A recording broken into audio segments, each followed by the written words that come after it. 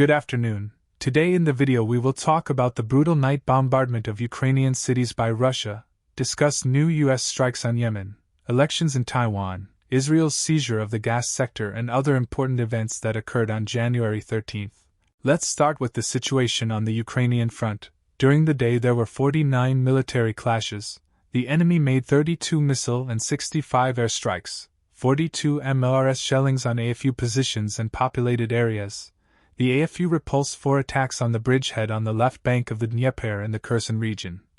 The aviation of the defense forces struck 11 areas where enemy personnel, weapons and military equipment were concentrated. Also, the forces and means of the air defense of Ukraine destroyed 7 cruise missiles and 1 X-59 guided missile. The enemy's activity in the Kupiansk direction is noticeable, but so far our soldiers are holding the defense and the situation is stable. During an attempt to attack peaceful Ukrainian towns in the Krasnodar region was accidentally launched missile shell. The fall, according to local residents, occurred at night in the Pavlovsky district between the villages of Pavlovskaya and Atamanskaya. Officially, the authorities did not comment on it, but said that the highway was blocked in this area due to special measures taken by law enforcers. Russian telegram channels are also silent. Michael Kaufman believes that Ukraine will be able to regain its advantage on the battlefield only next year. He said the Ukrainians are tired, short on ammunition, outnumbered, and their prospects look bleak. At the same time, one of the Ukrainian army's most pressing problems is personnel. The ranks, thinned by mounting casualties, are being replenished only partially, often at the expense of old and poorly trained recruits. Ukraine's second problem is a shortage of ammunition. Russian units are in a position similar to the summer of 2022, where they can simply wear down Ukrainian positions until Kiev's forces run out of ammunition. But unlike that summer, there is no longer a feverish scramble in Western capitals to arm and re-equip Ukrainian forces. The Western cluster shells supplied to the AFU have lost their relevance, as the Russians have switched to attacking in small groups. And they have made their trenches even deeper and less vulnerable to cluster shells.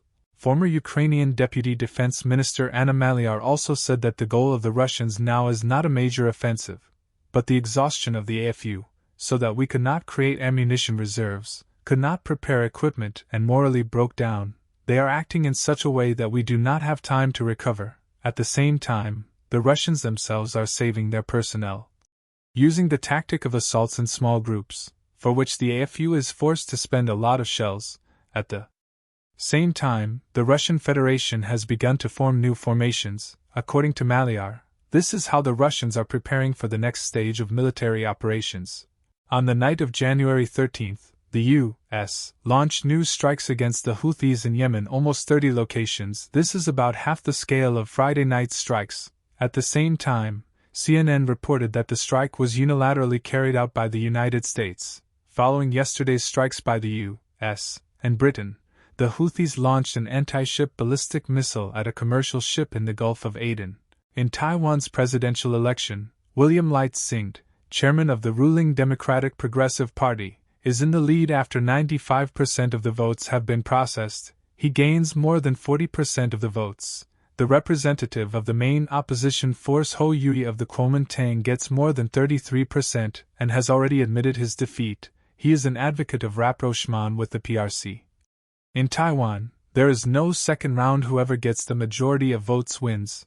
The ruling party is in favor of maximum distancing up to the declaration of Taiwan's independence from China. That is, the current tensions between mainland China and Taiwan will continue, but it does not mean that war is inevitable. The situation may come to it if Taiwan declares its independence, and it is recognized by Western countries. The U.S. is not prepared for that. For the first time in Taiwan's political history, a third-party candidate, who is very popular among the youth, challenged the two major parties. His results exceeded expectations, but he is not yet a serious competitor. The election saw a serious turnout.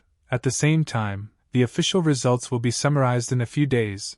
Recently, Bloomberg estimated that a possible war over Taiwan will cost the world economy about $10 trillion. The publication writes that this eclipses the impact of the war in Ukraine, the COVID pandemic, and the global financial crisis. So even those most dissatisfied with the status quo have reasons not to take any chances with such a war. A massive missile attack has been underway in Ukraine since about 6 o'clock this morning.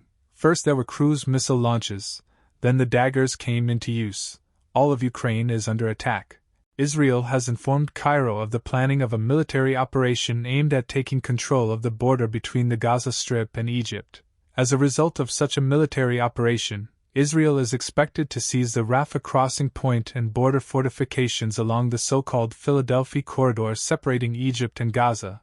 The sources said that not all Israeli leaders have approved the operation, and its timing would depend on the outcome of negotiations with the Egyptian government, as Cairo negotiates a new hostage exchange agreement between Israel and Hamas. Israeli officials have tried to allay Egyptian concerns about possible collateral damage from the fighting, that its outcome could violate restrictions on the deployment of troops in the area under a 1979 peace treaty between the countries. Cairo rejected Tel Aviv's offer of joint patrols on the Egyptian side of the border with the Gaza Strip, saying it was working on its own to build fortifications and additional surveillance. Romanian farmers blocked the movement of trucks on the border with Ukraine. The point in question is the Suret checkpoint opposite the Ukrainian Porobna checkpoint in the Chernivtsi region.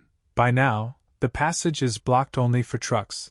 The passage of cars, passenger buses and pedestrians goes on as usual. Farmers are demanding an increase in subsidies to be able to compete with Ukrainian products. A traffic jam has formed on the Romanian side. The queue to the border stretches for almost 6 kilometers. Meanwhile, 6 farmers' unions called on the EU to limit imports of agricultural products from Ukraine in order not to jeopardize the survival of European producers.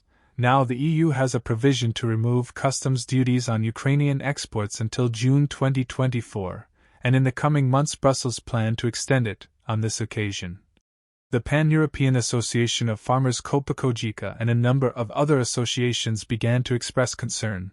The document proposes to strengthen control over land and river routes of Ukrainian exports through the EU to third countries, i.e., to ensure the export of products outside the EU, as well as to introduce stricter accounting, allowing to register the destination of goods from Ukraine and track their delivery. Farmers also propose to introduce import thresholds for all Ukrainian agricultural products based on the average values for 2021 and 2022, above which only their transit through the EU will be possible. The White House warned a number of agencies about a possible shutdown. Departments of Veterans Affairs, Agriculture, Housing and Urban Development, Transportation and Energy are among the agencies it would affect. Conservative Republicans blocked the House debate and demanded that Johnson push for deeper cuts in government spending. More agencies, including the Defense Department, would face funding cuts if the spending bill is not passed by the February 2 deadline, the publication said. The Conservatives' protest also jeopardizes an agreement with U.S. President Joe Biden on border security and a new immigration policy that is critical to gaining support among Republicans for a $61 billion bailout for Ukraine. Thank you all for watching this video. If you want to stay up to date and get the latest news, then subscribe to our channel and click on the bell not to miss new releases.